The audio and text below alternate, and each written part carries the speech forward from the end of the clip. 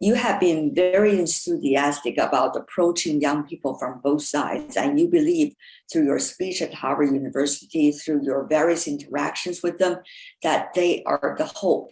Now, how much do you think they are going to be left with the space for friendship? You know, when I first went to China and studied, you know, it was, you could count people on a few of your, if you took your socks off, your fingers and your toes, you could count the Americans that were there. You know, there were virtually no Chinese studying in the United States. Now it's hundreds of thousands. People who grew up in China, studied in America, people who grew up in America, studied in China. They understand both sides. And it's not like it's just a few people. They have the ability to influence those around them, to influence the political leadership in both countries, and ultimately lead to a more constructive relationship between the United States and China. I've been asked, you know, about the future of US-China relations. Well, it's up to you, the young people, what you do with your life, what you do with your career, what you do with your family, what you do with your friends. When these falsehoods are told, do you just sit there and you don't say anything? Or do you say, no, that's not true. I'm from China and this is what the case is. Or if you're in China, you're an American. No, this is what goes on in America. So it's up to them. I think there still is a future. I think the future, but the brightness of that future will be determined by what these kids, because I think the older generation now, we will slowly, you know, no longer be able to influence, you know, the relationship. You know, in the speech, you know, I thought about, you know, it was on the night of Passover. And I thought about Passover is the celebration of the Jews escaping their enslavement in Egypt. And then they go and Moses leads the Jews and they wander for 40 years in the wilderness. And then he looks over from the mountain over the Jordan River and he sees the promised land. And he says, you know, you're going to get there. You're going to go to the promised land, but I'm not going to get there with you. And I thought about that. And I said, you know, I've seen the promised land of US-China relations. And I talk about, you know, I saw it when President Xi and President Obama were in Paris signing the Paris Accords. You know, I saw it, as I said earlier in our interview, I saw it when Chinese and American scientists eradicated Ebola. I saw it where my brother lived in Dayton, Ohio, when Fuyao built the largest plate glass automotive factory in the world. And I watched my brother's community reborn because of this Chinese investment. And then I said, but most of all, I see it in the kids. I see it in these kids who've grown up in China and come to America, or these kids who've grown up in America and gone to China. And they're going to shape the future of US-China relations. And they'll determine if we reach the promised land of US-China relations or not. We see a priority of politics and geopolitics these days in the world, between China and the United States particularly. Now, people have been thinking what is the reason behind it and whether there is any genuine mutual expectations to make things better, or both sides have already looking at each other as strategic rivalry, and therefore anything that's being done, it's almost too small to make a difference. Steve. China is not monolithic and America is not monolithic. There are differing views among lots of people in China, and there are differing views among lots of people in the United States. We should focus on the cooperative aspects and find a way to help the people of the United States and the people of China. Because I always look back and I say, who are the big losers in this competition? It's the Laobaixing. It's the ordinary people who lose. So if you don't educate and instead you spend the money on a weapon, who loses? Well, it's the people that lose from the lack of spending on education or on social programs or of others. Who loses from the tariffs? So lower income Americans pay those tariffs, and people who work in the manufacturing sector can sell less to China because of the retaliatory tariffs that China puts on. Chinese manufacturers lose also. So it's very diverse. And that China should not make the mistake of thinking that America is monolithic on China, nor should the United States make the mistake of thinking that there is one view of China, of the United States, and where US-China relations should go. But clearly, the Congress in the United States is relentlessly negative on China. And when China does a good thing, it's like it was a mistake, it was an accident. When it does a bad thing, it was like that was on purpose, that was intended. So it's a difficult political environment in both countries. Now, Steve, what do you think to you is the most difficult part from China's side for Americans to understand that there has been great intentions, and also there has been good reminiscence? For example, China's ceremonies for the 50th anniversary of Nixon's visit to China, and the list goes on about China-U.S. friendship over the decades. Do you think ordinary Americans have a chance to hear that? I think they hear it. I don't think it's loud enough.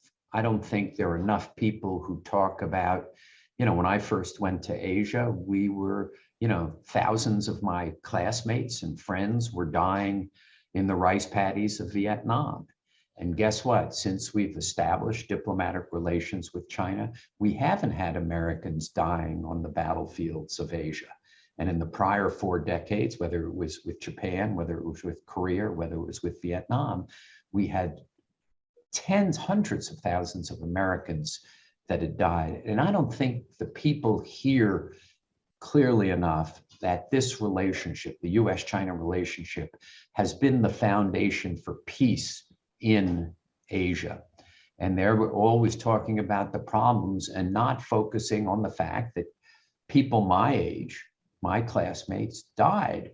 And that was partly a result of the bad US-China relationship. Obviously, it was also a result of our misunderstanding what was going on in Vietnam and bad relations between the United States and the USSR. But there's not enough understanding of the peace that has been brought, and there's much discussion of potential conflict between the United States and China. Why do you think people are having some difficulties, appreciating the peace that has been there for decades? After all, for Asia, a Cold War or a hot war had not happened for decades, for the Asia Pacific region, by the way. So, Steve, why do you think people are having a difficulty understanding the value of it and also the importance of it? Most of the people in the United States see China, and they see the threats that China makes towards Taiwan. They fear that will involve the United States in a conflict. They see human rights policies that they strongly disagree with. They listened to Trump, and they heard that China, through unfair trade practices, runs this enormous trade surplus with the United States, and therefore Americans lose and Chinese win. They see China's policy in the South China Sea as inconsistent with international law. So they see all of these things and they say, well, is this a country that we really can have a cooperative relationship with? And the conclusion that the majority of Americans have reached today is no. Now, I disagree with that conclusion, but I understand where these people are. As I said in my speech at Harvard the other night, it's not the first time in my life I've been in a political minority. I was in a political minority when in my opposition to the war in Vietnam, and it took years. Every weekend, I was at the Boston Common or the Cambridge Common protesting against America's involvement in the war in Vietnam. And over the years, we slowly changed from a small political minority to a majority, because the people of the United States ultimately realized that ending this war was in their interest. I think in the case of China, we need to create a new narrative in the United States and in China about the benefits that flow to people as a result of constructive, peaceful, and prosperous US-China relations. And if we're able to reconstruct the narrative on that basis, then we will be able to construct policies which focus on the constructive, not the conflicting aspects of the relationship. But if we can't reconstruct the narrative, if the US and Chinese governments don't allow us to reconstruct the narrative, then I think we're going to be in a more and more difficult situation, which is not good for me, it's not good for my kids, and it's not good for my grandkids. It's going to make for a less peaceful, prosperous world. Things are challenging, though, for this year. As you may know, it's a big political year for both countries, midterm election in the US and also in China, it's a big political year. So do you see much chance that things might be getting better and warmer and create an atmosphere in which people can listen to the other side, whether they agree or not? Nixon went to China in 1972. 1972 was a presidential election year. So if you think about the positive benefits that can flow to an incumbent administration for improvements in US-China relations, I don't write it off. I don't think it's likely, but I think we need great leaders. You know, when we celebrated the 50th anniversary of the Shanghai Communique, and, you know, we had Secretary Kissinger, we had others come and speak. What I was reminded of is these were great leaders.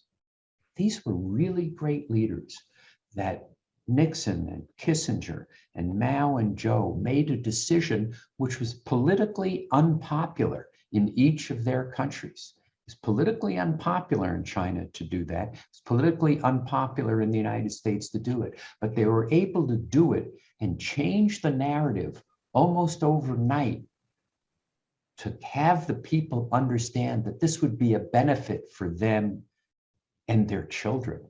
And it worked. When the National Committee on US-China Relations hosted the Chinese ping pong team, we were able to kind of get Americans to understand that this country, which from 1949 to 1972 had been demonized in the American media, was actually a place, you know, Yo-ED beats IDR, you know, friendship first, competition second. It was this, and these wonderful young adults traveling around the United States really changed the views of the American people overnight. And the American ping pong team, having gone to China earlier, changed the views of the Chinese people towards the American people. But it took a great leader. It took a brave leader. When I worked for President Carter,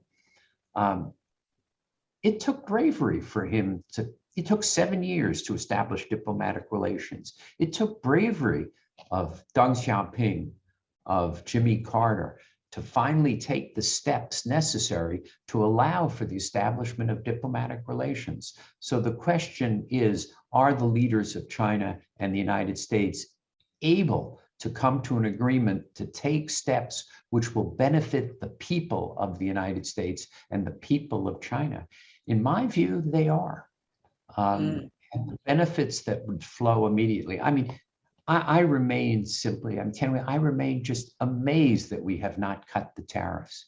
You know, I call the US government all the time. I tell the Chinese government, but the Chinese government says, if the US government cuts tariff, we'll cut tariffs.